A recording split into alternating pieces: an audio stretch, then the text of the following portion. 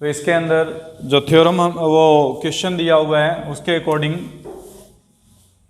Question number 15 है, एक matrix A जिसका ऑर्डर 1/m है ना,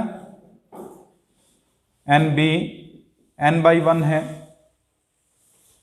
हमें ये प्रूफ करना है कि rho of A into B is equal to 1। इसके लिए माना रो ऑफ ए 1/m जो है, सॉरी a इंटू 1/m को हम कंसिडर कर लेते हैं। ओनली सिंगल रो होगी इसमें। कॉलम हमारे पास कितने डिफाइंड होंगे? प्रूफ क्या करना है हमें?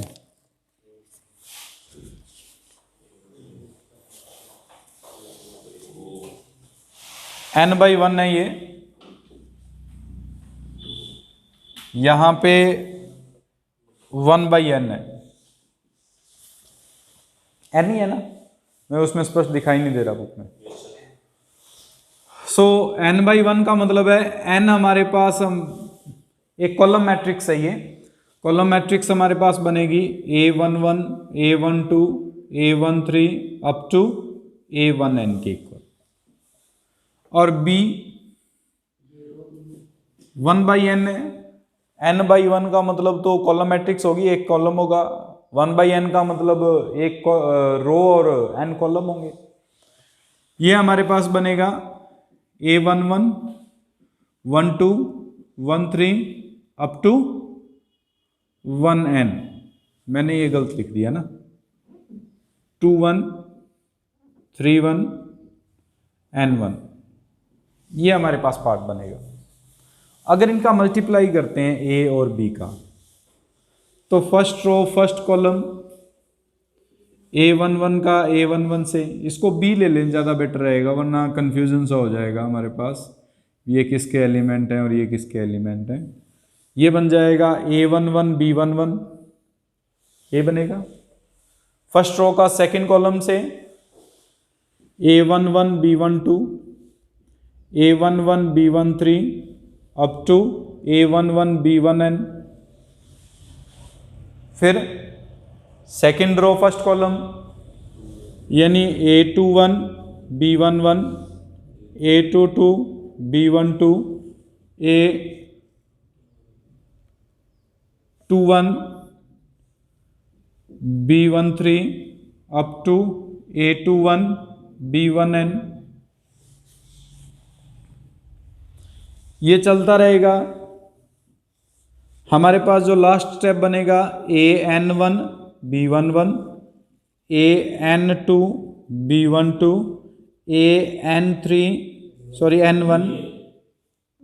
an1 b13 up to an1 b1n के इक्वल आएगा। अब इसमें अगर हम चेक करें तो ये जो हमारे पास रेशियो है सेम आ रहा है ना सभी कॉलम का या सभी रो का। रेशियो कैसे सेम आ रहा है भी? अगर मैं इसको a21 से मल्टीप्लाई करके और इसको a11 से मल्टीप्लाई करके दोनों को सब्ट्रैक्ट कर दूं तो ये सारी रो जीरो हो जाएगी। सारी की सारी रो जीरो हो रही है। इसको भी हम किसी और से मल्टीप्लाई करके और आगे वाली रो से मल्टीप्लाई करेंगे तो सारी जीरो हो जाएगी। ये रो की बात करें तो an1 से इसको a11 से मल्टीप्लाई करके अगर सब्ट्रैक्ट कर दें तो ये सारी रो जीरो बन जाएगी। यानी अगर इनमें एलिमेंट्री ट्रांसफॉर्मेशन करते हैं तो सारी रो जो हैं वो जीरो बनती जा रही हैं। अगर सारी रो जीरो बनती जा रही हैं तो हम इसको इस प्रकार से लिख सकते हैं कि इस मैट्रिक्स के अंदर अगर हम कोई भी दो डिटर्मिनेंट को या उपसारणिक को परिभाषित करते हैं तो उपसारणिक जो बनेगी जैसे a11 b11 a11 b12 a21 b11 और a21 b12, इसको अगर सॉल्व करेंगे तो ये वैल्यू क्या आ रही है? जीरो आ रही है। यानी 2/2 की या 3/3 की जितनी भी उपसारणिक बना रहे हैं उन सभी उपसारणिक का मान कितना प्राप्त हो रहा है? जीरो। और अगर 2/2 या 3/3 के सभी उपसारणिक का मान जीरो हो तो एक पंक्ति तो बचेगी। जो नॉन जीरो होगी, और अगर एक पंक्ति नॉन जीरो हो तो उसकी जो रैंक होगी वो कितनी होगी, 1 होगी, अर्थात रो ऑफ ए बी जो है वो 1 के इक्वल है। इसमें ये लिखेंगे कि इस हमारे पास मैट्रिक्स के अंदर दो कोटि से लेकर ज़्यादा की कोटि परिभाषित करने पर इसकी जो सारणिक उप सारणिक का मान है वो 0 प्राप्त होता है, अतः इस मैट्रिक्स की जाति 1 होगी। ठीक है, ये लिख लीजिए। हम चैप्टर नंबर 3 स्टार्ट करने जा रहे हैं आज। सॉल्यूशन ऑफ लीनियर इक्वेशन, यानी रैखिक समीकरणों का हल।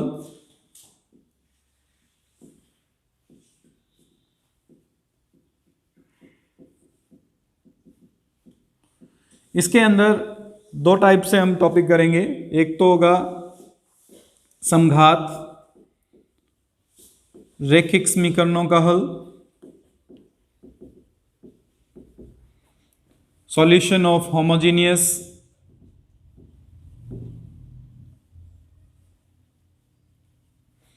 Linear equation. So homogeneous means समघात, मतलब समघात, समान घात।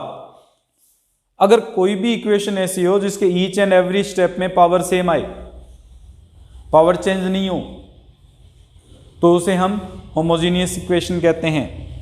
यहां पे अगर हम नॉर्मल बात करें तो देखिए ax plus B Y plus C लिख देता हूं, तो ये होमोजेनियस नहीं है, बिकॉज इसमें वेरिएबल की पावर 1 है, इसमें वेरिएबल की पावर 1 है, इसमें वेरिएबल की पावर 0 हो गई, वेरिएबल ही नहीं है इसमें, एक कांस्टेंट वैल्यू है एबीसी।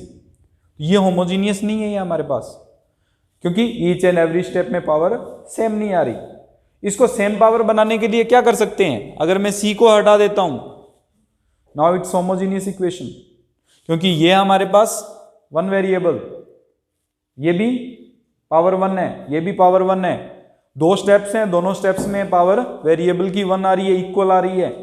अगर कोई भी इक्वेशन ऐसी हो जिसमें ईच एंड एवरी स्टेप में वेरिएबल की पावर सेम आए, that is called as a homogeneous equation. परिभाषा समझ में आ गई होगी। इन होमोजेनियस इक्वेशन के सॉल्यूशंस भी निकाले जाते हैं। कोई जरूरी नहीं है कि एक्स और वाई दोनों जीरो ही आए, कोई और भी तो कंडीशन बन सकती है। फॉर एग्जाम्पल अगर मैं ये लिखता हूं x minus y equals to 0, क्या इसका एक ही सॉल्यूशन है 0 एंड 0? नो। कितने सॉल्यूशन है? अनंत है, इनफाइनाइटली मैनी है। x की वैल्यू 1 पुट करेंगे, y की वैल्यू 1 आ जाएगी, x की 2 पुट करेंगे, y की 2 आ जाएगी, 1 1 2 2 3 3, बहुत सी वैल्यूज है हमारे पास, इनफाइनाइटली मैनी सॉल्यूशन है। सिमिलरली अगर कोई भी लीनियर हमारे पास होमोजेनियस इक्वेशंस दे दी जाए, तो लीनियर होमोजेनियस इक्वेशंस के अंदर इनफाइनाइटली मैनी सॉल्यूशन भी बन सकते हैं, यूनिक सॉल्यूशन भी बन सकता है, दोनों में से कोई कंडीशन बन सकती है। वो कंडीशंस क्या होंगी, कैसे हम उसको कैलकुलेट करेंगे, उसके बारे में हमारे पास स्टडी है इसमें। सपोज करो आपके पास ये इक्वेशन दे दी जाए a1 x1 plus a2 x2 plus a3 x3 plus a4 1 1 ले लेते हैं, ज़्यादा इजी रहेगा, 1 1 1 2 1 3 1 4 x4 इक्वल्स टू 0। इसमें n इक्वेशन से n वेरिएबल ले लेते हैं हम, plus dash dash dash a1n xn equals to 0। एक होमोजेनियस इक्वेशन है where a1 1 1 2 1 3 etcetera are all constant terms, any constant. Similarly a21 x1 a22 x2 a23 x3 up to a2n xn, another variable homogeneous equation, a31 x1 a32 x2 up to a3n xn, another homogeneous equation. Similarly इस तरह से चलते जाएं, हमारे पास am1 x1 am2 x2 up to amn xn are m different equations are there, homogeneous equations are there with variable n variables हैं इन सब में। इनको अगर सॉल्व करें तो उसके लिए पहले इसको मैट्रिक्स फॉर्म में कन्वर्ट करेंगे। मैट्रिक्स फॉर्म क्या बनेगी? A11 12 13 1n, A21 22 23 2n dash dash dash, AM1 M2 up to AMN। किस ऑर्डर की मैट्रिक्स है ये? x1 x2 से लेकर xn तक equals to 0। Matrix form convert करना आता ही है।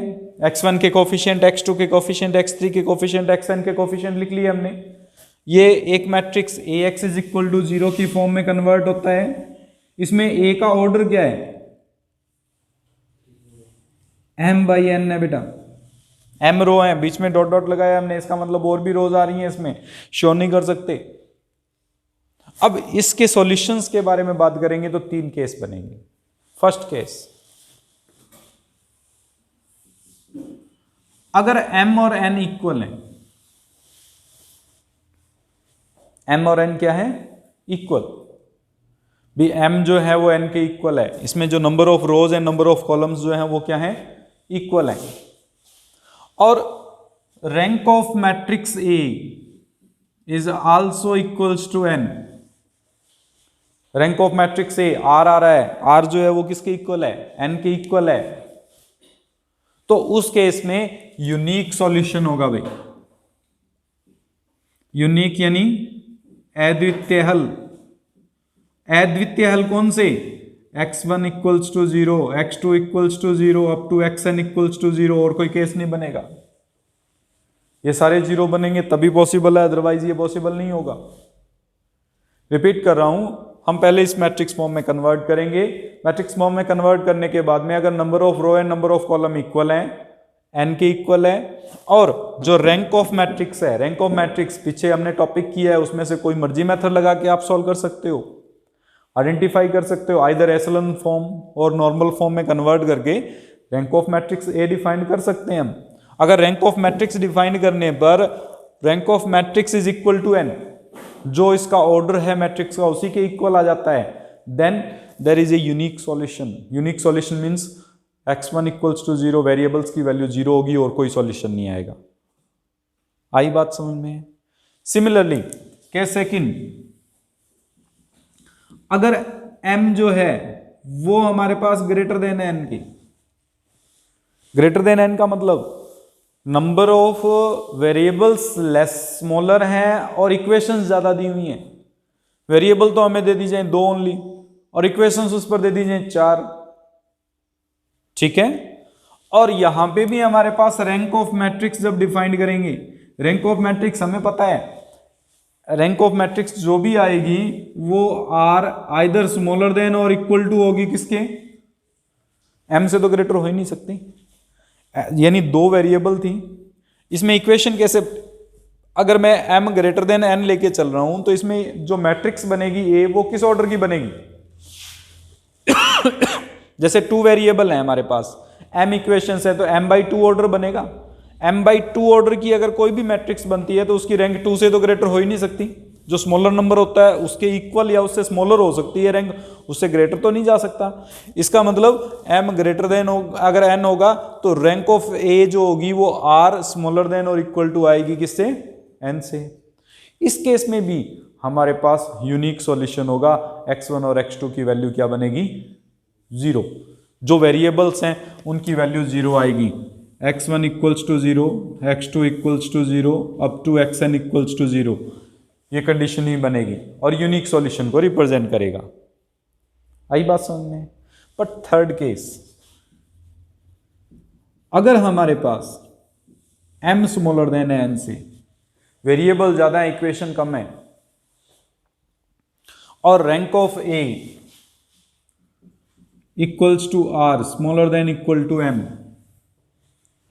रैंक ऑफ A जो है वो r के इक्वल है और m से स्मॉलर है।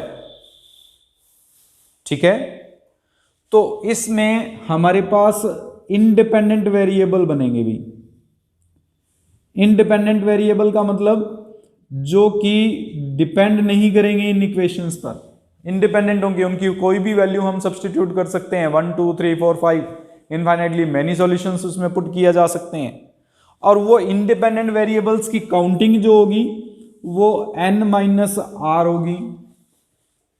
n वेरिएबल थे, r वेरिएबल की वैल्यू तो 0 आएगी, लेकिन r वेरिएबल के बाद में जो बच गए हमारे पास उनकी वैल्यू क्या आएगी, कोई भी वैल्यू पुट हो सकती है। n माइनस आर वेरिएबल ऐसे होंगे जो इंडिपेंडेंट होंगे, वो डिपेंड नहीं करेंगे हमारे पास। अगर n minus r variable independent होंगे तो इस केस में इसके इनफाइनाइटली मैनी सॉल्यूशंस बनेंगे।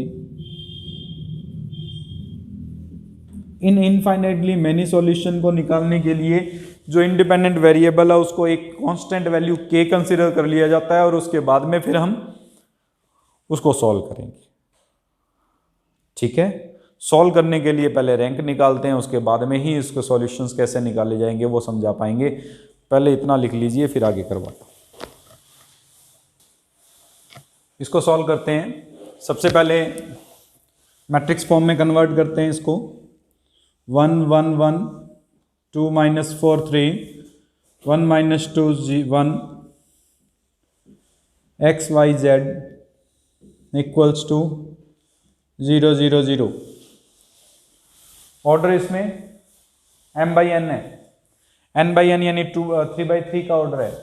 एसएल मेथड से पहले इसकी रैंक निकालेंगे। इसकी रैंक निकालने के लिए इस 1 से इन दोनों को 0 बना दें। R2 में change R2 minus 2 R1, R3 में change R3 minus R1, changes हो जाएंगे 1 1 1 then 0 minus 6 1 0 minus 3 0 x y z 0 0 0। ठीक है, और सॉल्व करते हैं। और सॉल्व करेंगे तो क्या किया जा सकता है, अब इसमें इस 3 की हेल्प से इसको 0 बनाया जा सकता है, 1 बनाया जा सकता है, या 0 भी बनाया जा सकता है, या इन दोनों को इंटरचेंज कर देते हैं अपने, एक ही बात है। लेकिन हम इसको 0 बना सकते हैं, क्या इसको 0 बना सकते हैं? हम इसको 0 बनाया जा सकता है, क्या इसको 0 बनाया जा सकता है? तो नॉन जीरो रो कितनी आ गई हमारे पास? ओनली 3 होंगी, 3 से ज्यादा नॉन जीरो रो नहीं बना सकते। यहां पे हम लिखेंगे the rank of matrix A is equal to कितनी है हमारे पास? ऑर्डर ऑफ ए भी 3 था, रैंक ऑफ मैट्रिक्स भी 3 आ रहा है, इसका मतलब ऑल द वेरिएबल्स आर 0। जो पहले केस था उसी में कंसिडर हो रहा है। तो यहां पे लिखेंगे x equals to 0, y equals to 0 and z equals to 0 is the unique solution. Answer है बस, question complete. Similarly second question,